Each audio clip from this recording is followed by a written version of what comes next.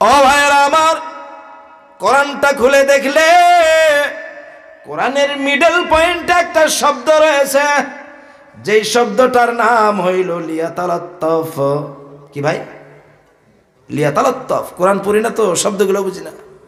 ওই শব্দটা মোটা আখর দিয়ে লেখা রয়েছে। কি দিয়া? মোটা আখর দিয়া।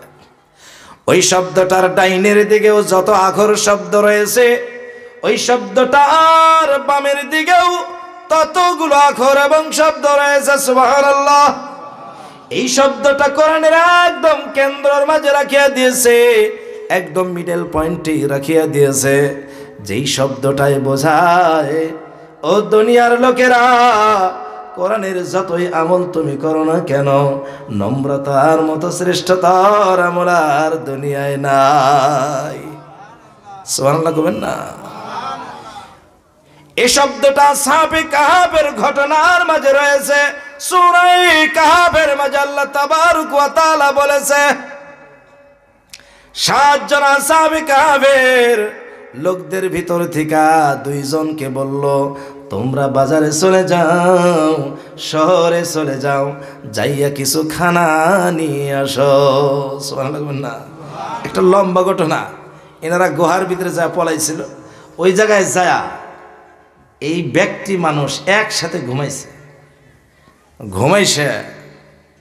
উঠে দেখে সকালবেলা ঘুমাইছে, দেখে ভাটিবেলা।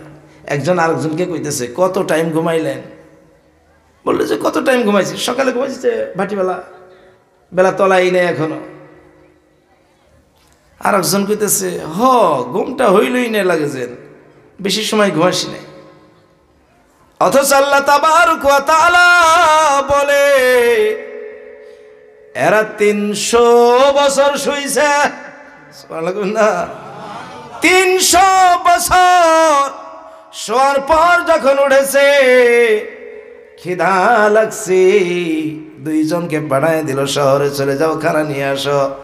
কিন্তু সাবধান, লোকদের সঙ্গে নরম ব্যবহার তোমরা কইরো। সুবহানাল্লাহ। লোকদের সঙ্গে নরম ব্যবহার কইরো। আর আল্লাহ তাআলা এই শব্দটাই কোরআনের একদম মিডল পয়েন্টে রাখছে। কারণটা হইল, যেই ব্যক্তির ভিতরে নম্রতা রয়েছে, যেই ব্যক্তিটার ভিতরে ভদ্রতা রয়েছে, দুনিয়ার সমস্ত লোকগুলো তাকে বলে মহৎ লোক। ঠিক না? আর এই গুণটা যার মাঝে নাই, বহুত লোক বলবে মানুষটা কেমন রে, তার নিকটে গেলে ভালো লাগে না, স্যাং স্যাং করে। ওই মানুষটা অহংকারে ডুবডুবাইয়া থাকে, কথা পর্যন্ত বলে না, মানুষটা ভালো না। ঠিক না? আর যদি ওই মানুষটার নিকটে বসলে আপনার সঙ্গে দয়ার মতো ব্যবহার করে, আপনার সঙ্গে যদি ওই মানুষটা মিঠা মিঠা কথা বলে, নরম নরম কথা বলে, ওই ব্যক্তিটা বলতে বাধ্য হয়ে যায়, এর মতো ভালো মানুষ মনে হয় দুনিয়ার মাঝে আর নাই। ঠিক না? না মিছা কইছি? সবচেয়ে নরম করে কথা কয় কারা কোন তো দেখি? হ্যাঁ হ্যাঁ হ্যাঁ, কিছুগুলা মানুষ আছে দেখবেন কোনো দিন রাগ করে না, ভাব হয় যে এই মানুষটার ভিতরে রাগই নাই, হালাকি কিন্তু রাগ আছে, কিন্তু তার চরিত্রের দ্বারা ওই ব্যক্তিটা রাগটারে কন্ট্রোল করেছেন। ঠিক না? আর কিছুগুলা লোকের ভিতরে দেখবেন কথা বললেই রাগ করে। সাধারণ একটা ব্যক্তির সাথে যদি কথা কয়, তাও ধমক দেয় কথা কয়। এই 2 জনের ভিতরে লোকে কাকে পছন্দ করবে? হ্যাঁ, কাকে পছন্দ করবো? কোন? যিনি নরম ভাষায় কথা বলে। ও ভাইরা আমার, 2 নম্বর, মানুষের ব্যবহার। যেই ব্যক্তিটা মুখের কথাটা তিক্ত, কিন্তু তার দ্বারা এমন কাজের প্রকাশ পাইয়া যায়, লোকগুলো সমাজের মাঝে শান্তিতে বসবাস করতে পারে। সুবহানাল্লাহ। হযরতে ওমর রাদিয়াল্লাহু তাআলা আনহু ইসলাম জগতের মাঝে সব চাইতে একজন রাগিল ব্যক্তি, ঠিক কিনা কন? ইনাকে দেখলে ছোট ছোট বাচ্চাগুলো রাস্তার সাইড দিয়ে আগেই বলতো, ওমর আসতেছে তাড়াতাড়ি সর, ওমর আসতেছে তাড়াতাড়ি সর। যখন নাকি এই ব্যক্তিটা লোকদের দায়িত্ব নিয়ে নিল, তিনি খলিফা হয়ে গেল, খলিফাতুল মুসলিমিন হয়ে গেল। রাত্রিবেলায় ঘুরতো, দেখতো অঞ্চলের মাঝে, গ্রামের মাঝে, শহরের মাঝে কে কোন অবস্থায় রয়েছে, পানি নাই গরম, কে কোন অবস্থায় রয়েছে। হঠাৎ করে এক জায়গায় দেখতে পারলো একটা মা তার বাচ্চাদেরকে নিয়ে রান্না করতেছে। বাচ্চাগুলো খাওয়ার জন্য বিলবিল করে কাঁদতেছে, আর মাটা ওই রাত্রিতে পাইলার উপরে ভিতরে পানি দিয়া, পাথর দিয়া জাল করা শুরু করে দিয়েছে। মা বলতেছে, তোমাদের জন্য রান্না করতেছি, একটু সবর করো, তোমাদের জন্য যখন খানা হয়ে যাবে তোমাদেরকে খেলাবো, এবার তোমরা একটু শুয়ে যাও। ওই বাচ্চাগুলো বিলবিল করে কান্দে। ঘটনাটা হযরত ওমর রাদিয়াল্লাহু তাআলা আনহু দেখলো, দেখিয়া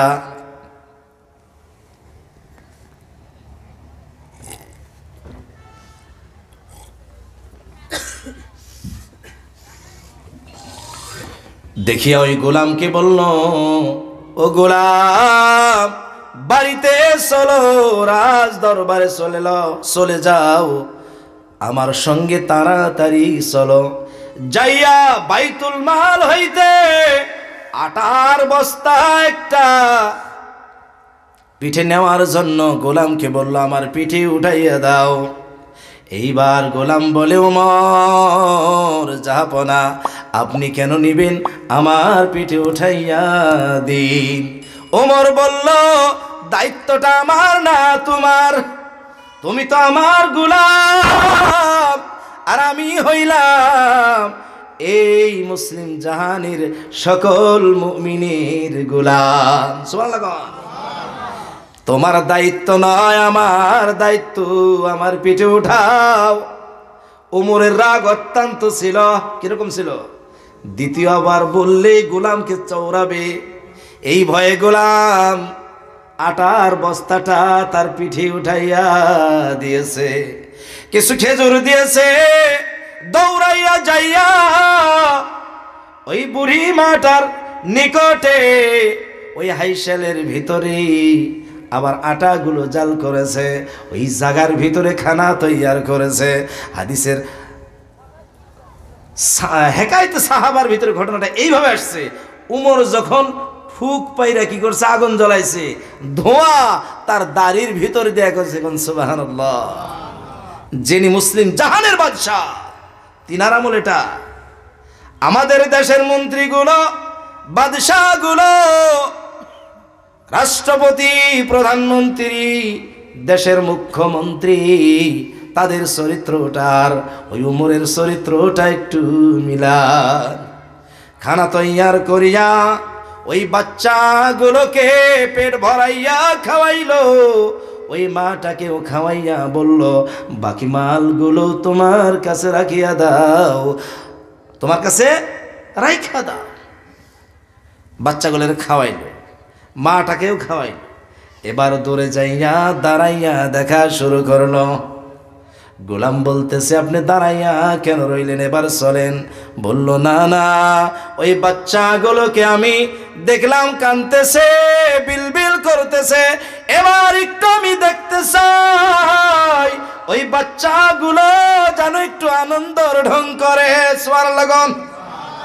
যতক্ষণ পর্যন্ত এই বাচ্চাগুলোর মাঝে আমি আনন্দ দেখব না, ততক্ষণ পর্যন্ত আমি উমর এই জায়গা হইতে যাব না। সুবহানাল্লাহ বলুন না। ও ভাইয়েরা, আমার রাগ তো অনেক, কিন্তু তার দ্বারা কত ভারী ভারী কাজ। সুবহানাল্লাহ বলুন না।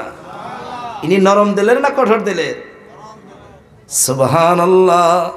এই কারণে নরম দিলের লোক পাওয়া বহুত মুশকিল, চেনাটাও বড় দায়। কিছুগুলা লোক আছে মিঠা মিঠা কথা বলবে, কিন্তু আপনার প্রাণী মারার জন্য বলবে, ঠিক কিনা কোন? এই মানুষগুলো নরম দিলের নয়, এই মানুষগুলো হইল নিষ্ঠুর দিলের। মানুষগুলো হলো নিষ্ঠুর দিলের। নরম কাকে বলে? যার দ্বারা দুনিয়ার লোক শান্তিতে থাকতে পারে। কোন সুবহানাল্লাহ। আল্লাহ তাবারক ওয়া তাআলা বলে, জমিনের উপরে চলে ওই ব্যক্তিগুলো অত্যন্ত নরম দিলের লোক। ওদের মাঝে অহংকার নাই, তাকাব্বুরি নাই, বাহাদুরি নাই, অন্যায় অত্যাচার তারা করে না।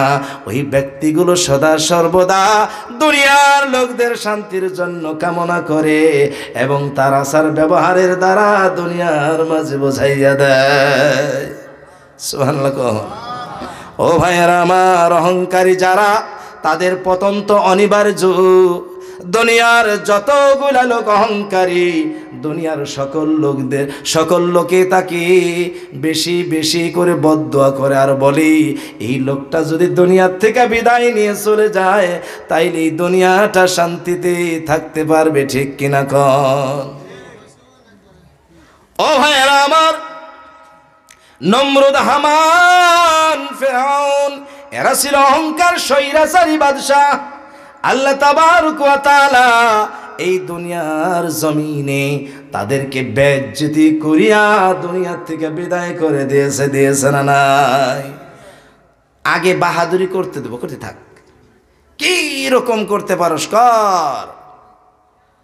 নমরুদ, ফিরআউন এদের কাহিনীগুলো জানেন তো? ছোট্ট ছোট্ট করে বলবো, কাহিনী তো বলার সময় নাই। ফিরআউন অহংকার করেছিল, তাকাব্বুরি করিয়া করিয়া খোদাই দাবি করেছে। আল্লাহ তাবারক ওয়া তাআলা ঢিল দিয়েছে। কি দিছে? ঢিল দিছে, যা চল। ফিরআউন এমন একজন ব্যক্তি, 600 বছর রাজত্বকালের ভিতরে একদিনও সর্দি পর্যন্ত লাগে না।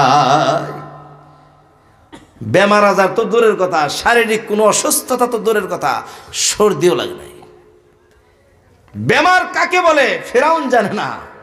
দুনিয়ার লোক বেমারের খবর জানে, ফিরআউন জানে না। মনে হয় এই জায়গার ভিতরে যতগুলা লোক আছে কোনো না কোনো বেমার আছে, আছে না? ফিরআউনের মতো স্বৈরাচারী বাদশাহ আল্লাহ এমন ঢিল দিয়েছে, 600 বছর পর্যন্ত কোনো বেমার হয় নাই। খোদাই দাবি কি এমনিই করেছে? যার জ্বর হবে, কাশি হবে, পেটের বিষ হবে, লোকে কি তাকে খোদা বলে মানবে? কেউ মানবো না। হ্যাঁ, তুমি যদি খোদা তাহলে তোমার কেন পেটের বিষ? ফিরআউন খোদা দাবি করেছে, বেমারের লেশ মাত্র নাই ফিরআউনের দেশে। ফিরআউনের কথা যারা শুনছে তাদের কোনো অভাব পর্যন্ত নাই। সুবহানাল্লাহ। একবার বৃষ্টি আর হয় না, লোক পেরেশান হয়ে গেল।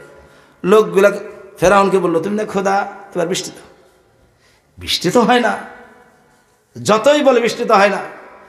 এবার বলল, ঠিক আছে আমি বৃষ্টি দেবো তো, যখন দরকার তখন দেব, যখন দরকার। এবার উনি আসল আল্লাহর কাছে আরাধনা করবো। ওনার একটা জায়গা ছিল, পাহাড়ের একটা গর্ত, ওই জায়গায় যায় ইনি তো নকল খোদা, আসল খোদার কাছে প্রার্থনা করার জন্য যাইতেছে। লোকদেরকে অনেক দূর পর্যন্ত রাখিয়া আসিয়াছে আর বলতেছে, একটা কদম যদি আগে বাড়ো জীবন থেকে তোমাকে বিদায় করে দেওয়া হবে, অর্থাৎ দুনিয়া থেকে বিদায়। লোক আর যায় না, পাহাড়ের গুহায় যাই আল্লাহর কাছে বলে, আল্লাহ আমি হইলাম নকল খোদা আর তুমি হইলা আসল খোদা, বৃষ্টি বাদল দাও, তা না হইলে লোকের কাছে আমার নাকটা কাটা যাবে।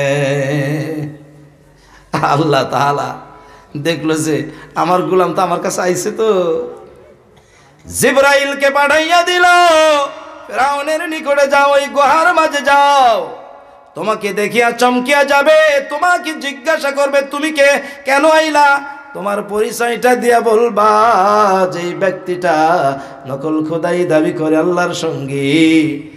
ছলনা করি ওই ব্যক্তিটার কি হওয়া চাই? এই প্রশ্নটা করবা, ও কি বলে লিখে রাখবা। এবার জিব্রাইল যায় একদম গুহায় খারাইছে। উনি তো দেখেই মানুষ একটা কিরকম রাগ উঠতে পারে কোন, কইছে যে এক কদম যদি একবারস জীবদ্দশায় শেষ। এবার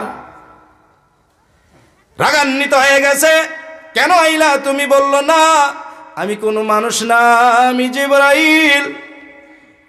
চমকে উঠেছে। এবার বলতেছে কেন আইছো? বলতেছে আল্লাহ তাআলা পাঠাইয়া দিয়েছে, তুমি যে নকল খোদা আল্লাহর কাছে স্বীকার করেছ। এবার বলো, আবার যদি জমিনে যাইয়া নকল খোদাই দাবি করো, তুমি যদি লোকের কাছে খোদা বলে দাবি করো, তাইলে তোমার কি চাই? ফেরাউন বলল, যেই ব্যক্তি খোদা দাবি করবে নকল খোদা, ওই ব্যক্তি ডুবে মোরা চাই। বলল কাগজটায় সাইন করেন। কাগজটা কি করেন? সই করেন। সইটা নিয়ে রাখলো। কিন্তু ফেরাউন ওই জায়গার থেকে বাহির হওয়া আশা দেরি, বৃষ্টি ঝাপঝাপাইয়া পড়া শুরু করে দিল। সুবহানাল্লাহ। আল্লাহ তাআলা বৃষ্টি দিলে আরো কেউ ফেরাইতে পারে? এইবার ফেরাউন বলে, ও দেশের লোক, দেখো বৃষ্টি দিলাম, আমাকে খোদা মানো। সকল কেবতী যারা খোদা মানুষ। এভাবে চলতেছে চলতেছে, যেই দিন ফেরাউনকে সাগরের ভিতরে ডুবাইয়া মারিয়াছে, সেই দিন বলতেছে আল্লাহ আমাকে বাঁচাইয়া দাও, এবার আমি মুসাকে মানব। জিব্রাইল আসিয়া এই পত্রটা দেখাইল আর বলল, এই সাইনটা কার? বলেছে আমার। কোন জায়গায় করেছিলা?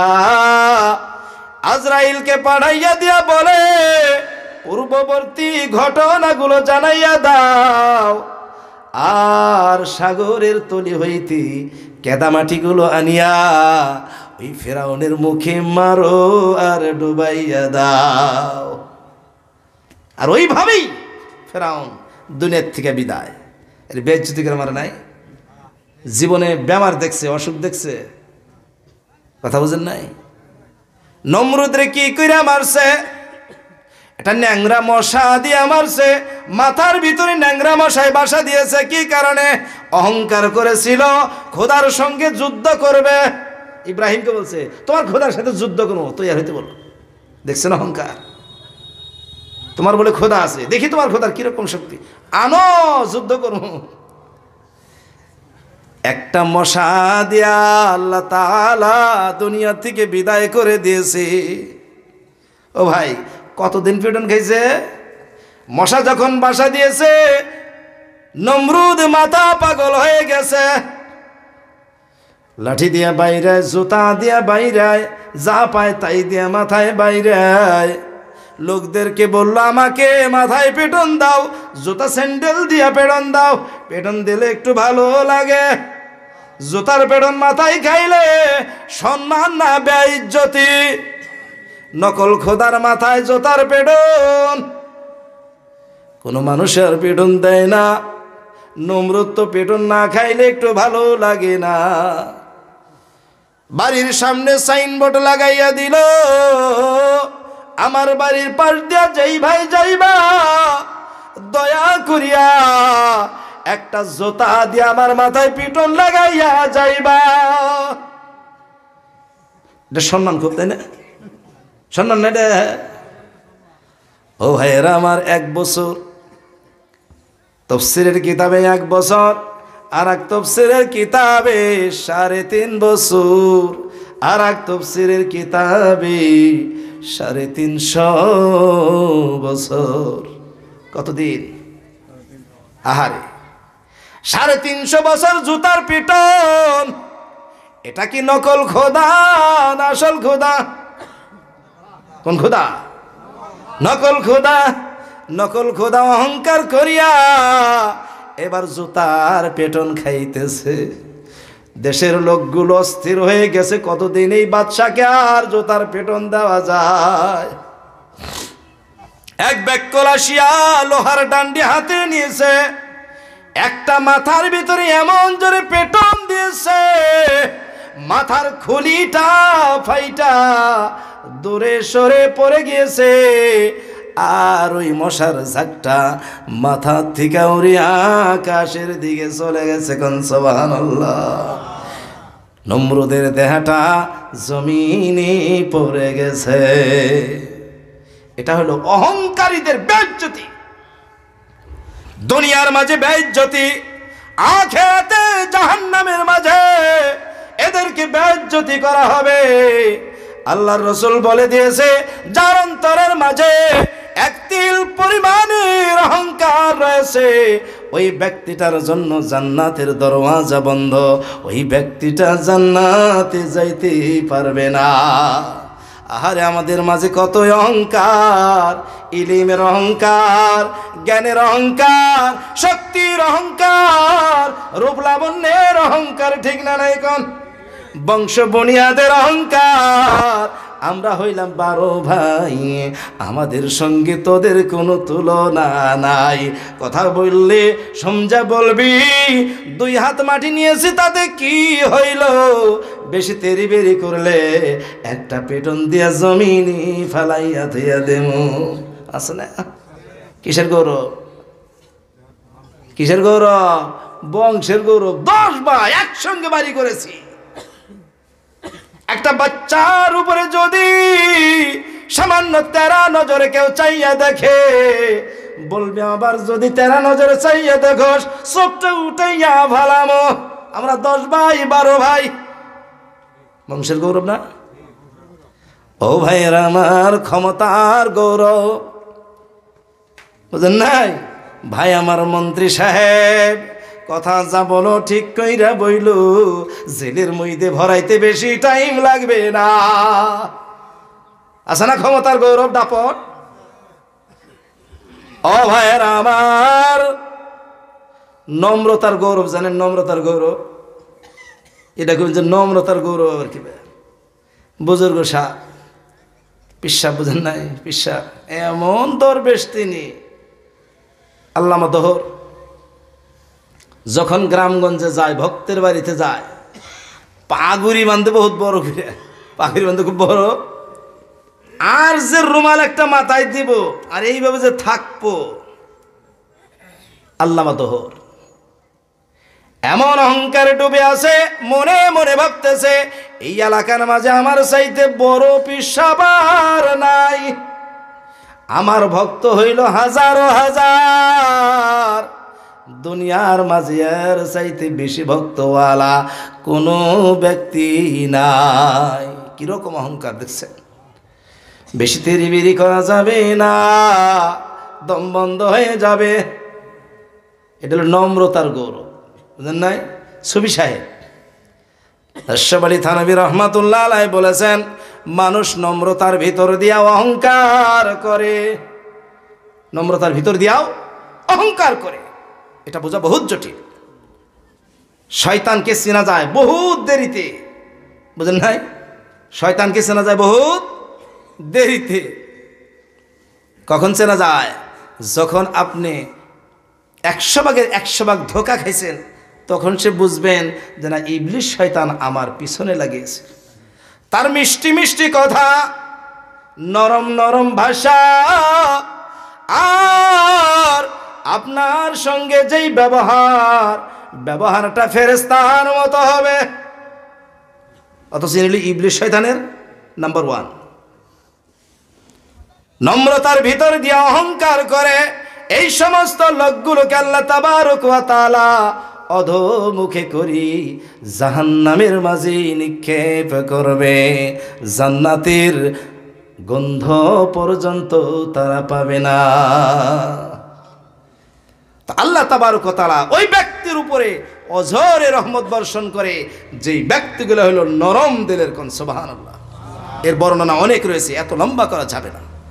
ও ভাইরা আমার, দ্বিতীয় গুণ, وَإِذَا خَاطَبَهُمُ الْجَاهِلُونَ قَالُوا سَلَامًا।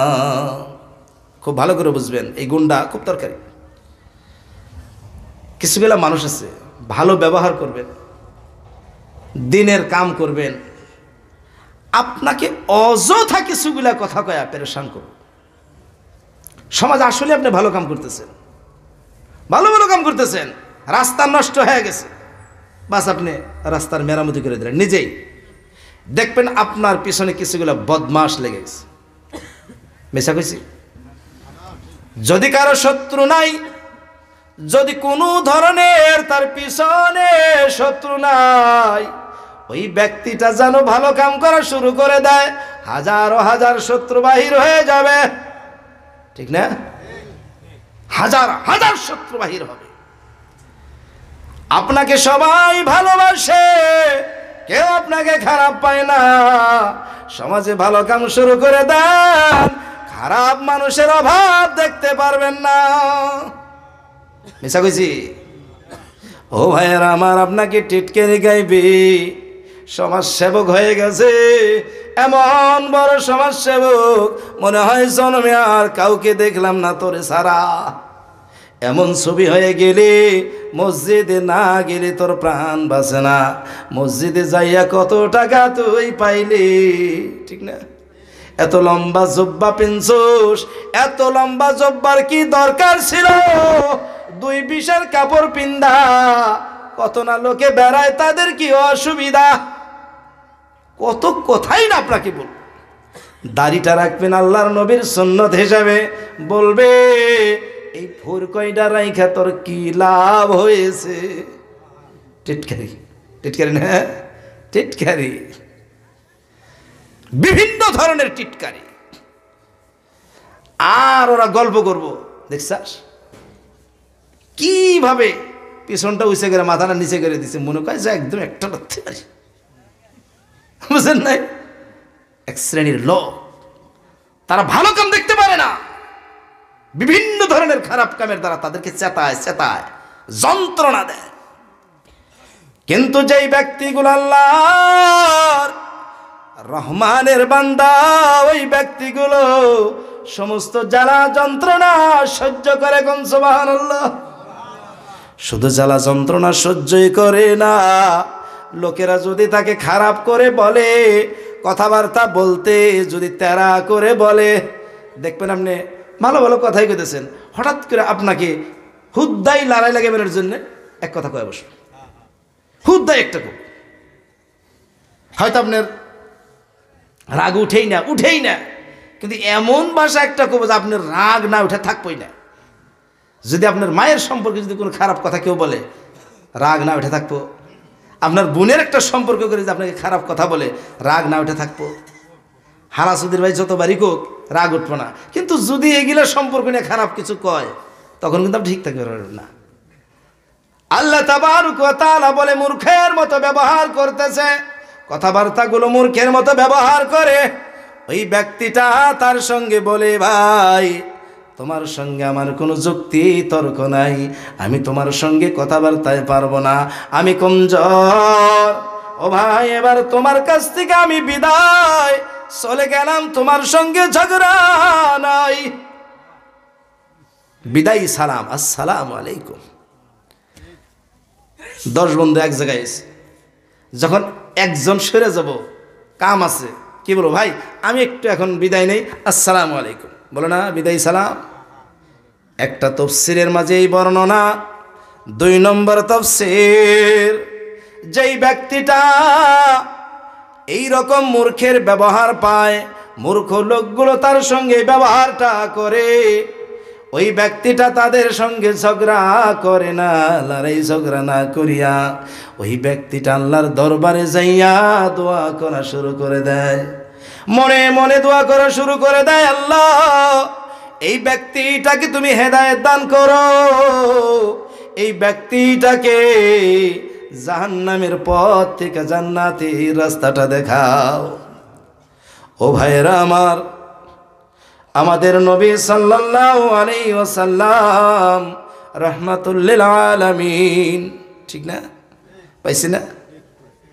আল্লাহর রাসূলের চরিত্রটা হইল করিমুল আখলাকের চরিত্র। আল্লাহর রসুলকে বলা হয় আজিমুশ শান চরিত্রওয়ালা, ইন্নাকা লাআলা খুলুকিন আযীম। কোরআনের আয়াত। ও নবী, আপনাকে একদম আজিমুশ শান চরিত্রের মালিক বানাইয়া দিয়েছি। আল্লাহর রসুলকে যদি কেউ আঘাত করত, কেউ যদি কষ্ট দিত, আল্লাহর রসুল তার জন্য প্রতিশোধ তো নিতই না, বলতো আল্লাহ এই ব্যক্তিটাকে তুমি হেদায়েত দান করো। সুবহানাল্লাহ। তাইফের ময়দানে আল্লাহর রসুলকে লোহলান করে দিয়েছে, কতই না তিক্ত তিক্ত ভাষাগুলো বলেছে। আল্লাহর রসুলের এই অবস্থাটা দেখিয়া আল্লাহ তাআলা আযাবের ফেরেশতা পাঠাইয়া দিয়া বলেছে, ও আল্লাহর নবী, প্রতিশোধ নিন। আল্লাহর রসুল বলেছে, আমি প্রতিশোধ চাই না আল্লাহ, প্রতিশোধ চাই না। তায়েববাসীদেরকে আল্লাহ তুমি হেদায়েত দান করো। সুবহানাল্লাহ। আল্লাহর রসুলের চরিত্র প্রতিশোধ নেওয়া নয়, কিন্তু যদি আমার ছোট ভাইটা আমাকে একটা আঘাত দিয়ে কথা বলল, নাইবা আমার একটা চাচা নাইবা ভাতিজা একটা আঘাত দিয়ে কথা বলেছে, এর প্রতিশোধটা আমি মৃত্যু পর্যন্ত অপেক্ষা করি, তার প্রতিশোধটা নিয়েই সারি। ঠিক না? ভাই ভাই ঝগড়া লাগিয়াছে, লাগতেই পারে। সম্পত্তি নিয়ে লড়াই লাগিয়াছে, নাইবা দুই ভাইয়ের দুই সন্তানে লড়াই লাগিয়া কিছু কথাবার্তা কাটাকাটি হয়েছে, তাই বলে কি প্রতিশোধ নেওয়ার অপেক্ষায় থাকা যাবে কি না? প্রতিশোধ নেওয়া যাব। কিন্তু ভাই এইরকম হয়েছে, দুই ভাইয়ের বাড়ি একসঙ্গে, এক ভাই আর এক ভাইয়ের বাড়ি যায় না। কে যায় না? কে যায় না? ওর পোলা আইসা আমাকে গেদার দিছে থাপ্পড়, ওর বোতে আইসা আর একটা থাপ্পড় মারছে। আমাকে গেদার মাও গিয়েছিল, তার লড়ি দেখাইছে নাই। কেন জামু এইবারতে? কিসের জন্য জামু? ওর জানি এই বেমার হয়, ওই বেমার হয়, হাতে তো পারমই না, আল্লাহ জানি ওরে গজব দিয়া ঠিক করে। চরিত্র নাই এটা? দুই ভাই, এক দুই রে বাড়ি। ওই বাড়িতে গেলাম, বহুদিন আগের কথা, আজ থেকে প্রায় 24 বছর আগের কথা। কত বছর? ছোট ভাইয়ের সাথে বাপটাও থাকে। বড় ভাইটা রেল ডিপার্টমেন্টের চাকরি করে, বড় বড় হয়ে গেছে তাদের পোলাপান। এই বড় ভাইটার বাড়িতে একবারও দেখি না ছোট ভাইটা আসে, নাইবা ওই বাড়ির কোনো একটা ছোট বাচ্চা আসে। বললাম যে এই বাড়িটা এক দুই এর বাড়ি, আপনাদের কি হয়? আমার ছোট ভাই। বললাম যে একবারও তো দেখলাম না যে এই বাড়ির একটা মানুষ আপনার বাড়িতে আসলো, অথচ দুই আর একটাই। বড় ভাইটা তার বউটা বলতেছে, এনাদের মাঝে একদিন ঝগড়া হয়েছিল, 16 বছর আগে ঝগড়া হয়েছে, এখন পর্যন্ত তার বাপটা আর ছোট ভাইটাই বাড়িতে পাড়া দেয় নাই। প্রতিশোধের আগুন। ও ভাইরা আমার, কেমনে জান্নাতে যাব? কেমনে আমাদের উপরে রহমত পড়বে? এটা তো আপনতার মাঝে, ঠিক না? আর যদি প্রতিবেশীর সাথে কোনো রকমের ঝগড়া হয়েছে, সঙ্গে সঙ্গে একদম আটা পেটা বেড়া, ওই বাড়ির মানুষ যাতে দেখা না যায়, ওই বাড়ির সাথে কোনো সম্পর্ক নাই। ও ভাইরা আমার, সম্পর্ক গুইলা যদি একটু তালাশ করি, এরা কেমন সম্পর্কের মানুষ। আপন আত্মীয় স্বজন যদি পর হয়ে যায় আপনার গাফলতিতে, জান্নাতে যাওয়া যাবে না ভাই, জান্নাতের দুয়ার বন্ধ হয়ে যাবে। পড়শি যদি নারাজ হয়ে যায় একদম সত্যি কারণে, নাই ভাই একদিন যদি উপবাস থাকে, আপনার বাড়িতে খানা আছে কিন্তু পড়শি না খাইয়া রইল, আপনি আল্লাহর দরবারে জবাবটা দিতে পারবেন না। ও ভাইয়ের আমার, একটু চিন্তা করি তো দেখি, এর উপর দিয়ে আরো কিছু রয়েছে। ও কি কেমন করে ঠগান যায়? সত্যি না? ঠগাই না, রাস্তা তালাশ করে। আমার থেকে ধনী হইল কেন, ও জানে আমার তলে পইরা থাকে, এ কোন জায়গায় কিভাবে কামাই করে, এর বাড়ির মেয়েটার বিয়ে কোন জায়গায় থেকে আইলো, ভালো জায়গায় থেকে জানে আসতে পারে না, ঠিক না? কত ধরনের ভেজা। আর আমরা মনে মনে ভাবতেছি জান্নাতের ওই পুরীতে যাবো। ও ভাইরা আমার, আল্লাহ তাবারক ওয়া তাআলা বলতেছে, যার সঙ্গে কথা বলো সেই ব্যক্তি যদি তোমার সঙ্গে মূর্খের মতো কথা বলে, তুমি তার জন্য দোয়া করো, আল্লাহ এই ব্যক্তিটাকে তুমি হেদায়েতের রাস্তা দেখাও। সুবহানাল্লাহ না? ও ভাইরা আমার, যেই ব্যক্তিটা দুনিয়ার লোকদেরকে মাফ করা শিখেছে, ওই ব্যক্তিটা আল্লাহর দরবারে মাফ পাইবে। সুবহানাল্লাহ। আর যিনি মাফ করা জানে না, মাফ করার সিফাত তার মাঝে নাই, আল্লাহ তাআলা কেমনে মাফ করবে বলুন? আল্লাহ তো তার উপরে বেশি নিষ্ঠুর, যিনি দুনিয়ার জমিনের কাউকে মাফ করা জানে না। সুবহানাল্লাহ বলবেন না? ও ভাইয়েরা আমার, হাজার দোষ করুক না কেন, সে মাফ চাওয়ার আগেই মাফ করে দেওয়া, আল্লাহ ওই ব্যক্তিটাকে তুমি মাফ করে দাও, এই দোষের কারণে ওই ব্যক্তিটাকে আল্লাহ কিয়ামতের দিন তুমি ঠেকাইও না। সুবহানাল্লাহ। এই চরিত্রের লোকগুলো দুনিয়ার মাঝে কয়জন পাওয়া যায়? আল্লাহ বলেন, ওইগুলা ব্যক্তির উপর আমার রহমত বৃষ্টির মতো বর্ষণ হয়, যেইগুলোর চরিত্র এটা। ও ভাইয়েরা আমার, এটা হইল মুআশারাতের মাঝে, কিসের ভিতরে? দৈনন্দিন চলাফেরা, লোকদের সঙ্গে ব্যবহার আচার, যত ধরনের মিল মহব্বত রয়েছে, যত ধরনের ব্যবসা বাণিজ্য রয়েছে, কৃষি খামারে যেইগুলো ব্যক্তি কাম করতেছে, লোকের সঙ্গে চলাফেরা চলছে, সমস্ত জায়গায় দুইটা গুণ থাকতে হবে। সুবহানাল্লাহ। এক নম্বর গুণ হইল নম্রতা, দুই নম্বর গুণ হইল মূর্খ ব্যক্তিরা যদি মূর্খের মতো ব্যবহার করে, তার সাথে কোনো ধরনের প্রতিশোধের বিচার না নেয়া, নিজে নিজে তাকে মাফ করে দেওয়া।